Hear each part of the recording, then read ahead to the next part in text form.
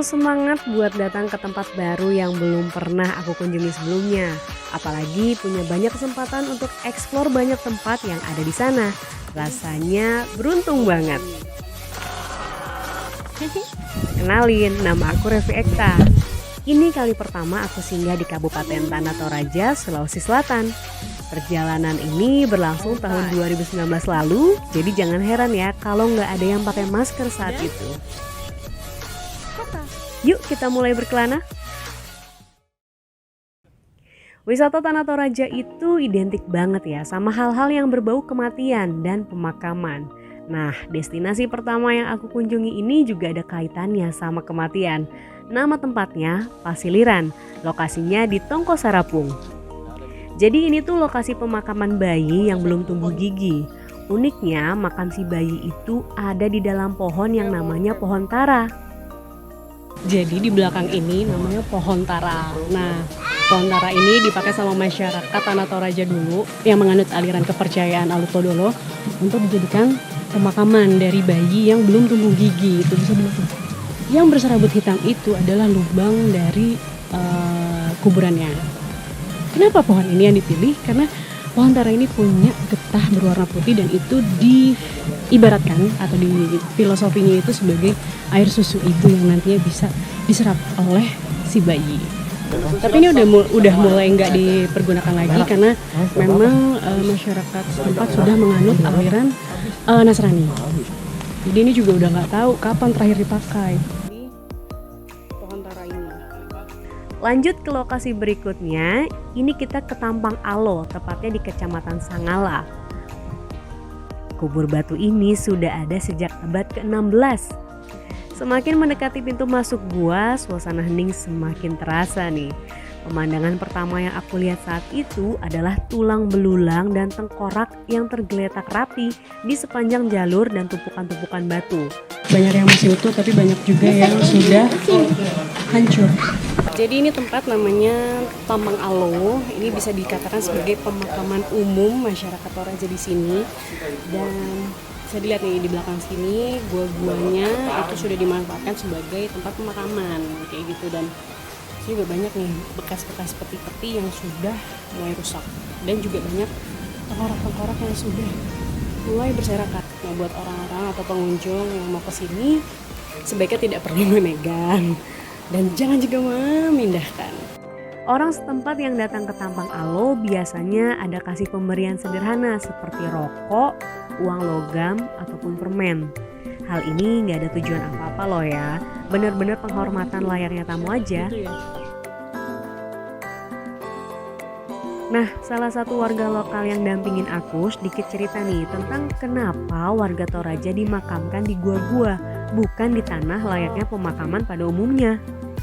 Pertama dulu katanya sempat ada waktu pertama itu orang Toraja dikebumikan kan, kubur di tanah. Tapi katanya hasil tani tidak terlalu bagus. Mungkin orang percaya bilang apa, tidak cocok, sang pencipta marah. Hanya dibikin model kayak begini. Wah, menarik ya alasannya.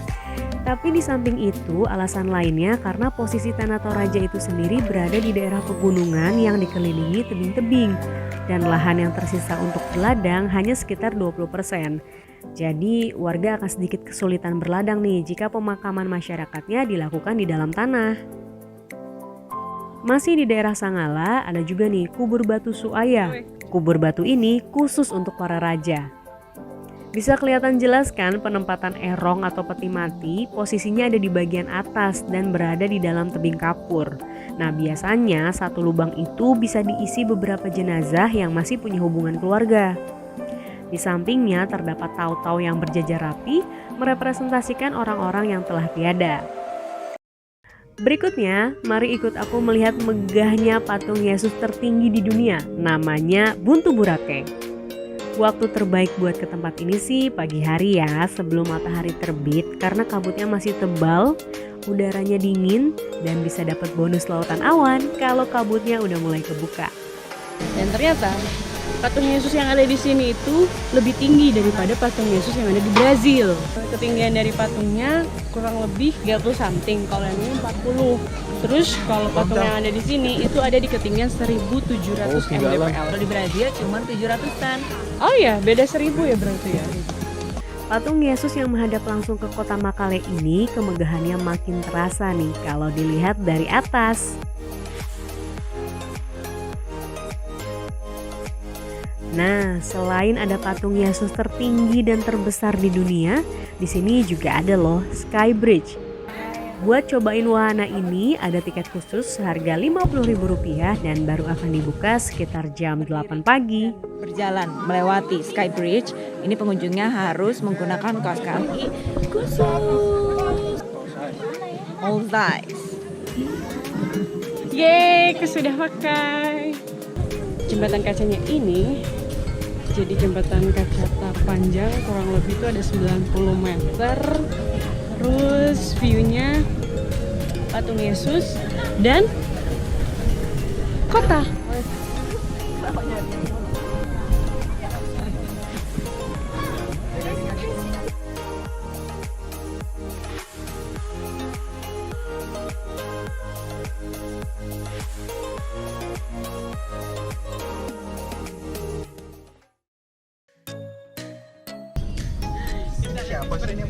Masih kurang puas? Tenang, ada satu destinasi lagi yang belakangan mulai ngehits di media sosial, yakni Bukit Olon yang ada di Kecamatan Bongga Karadeng. Jujur, nggak gampang banget buat sampai ke sana karena jaraknya yang jauh dan jalurnya nggak gampang buat dilaluin.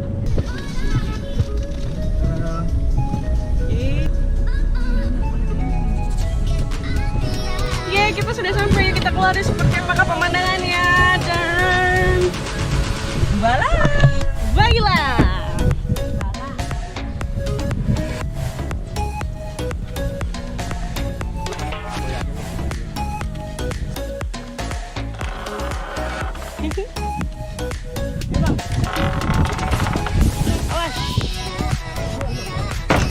Tapi sayangnya semua rasa lelah bisa hilang seketika begitu lihat pemandangan Bukit Olon dari puncak salah satu bukitnya.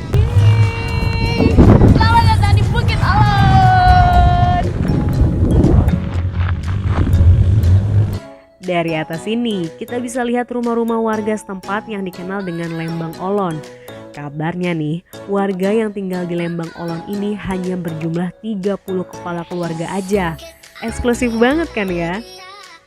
Selain itu ada juga nih pemandangan Sungai Sadang yang membelah perbukitan Olon.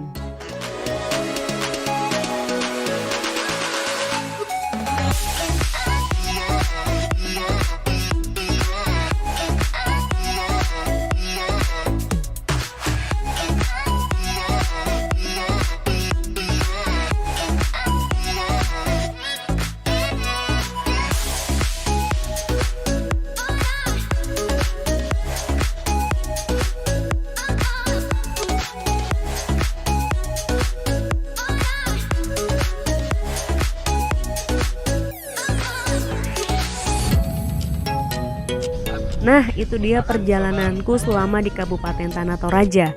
Kira-kira lokasi mana nih yang paling menarik buat kamu? Atau ada yang udah pernah kamu datengin?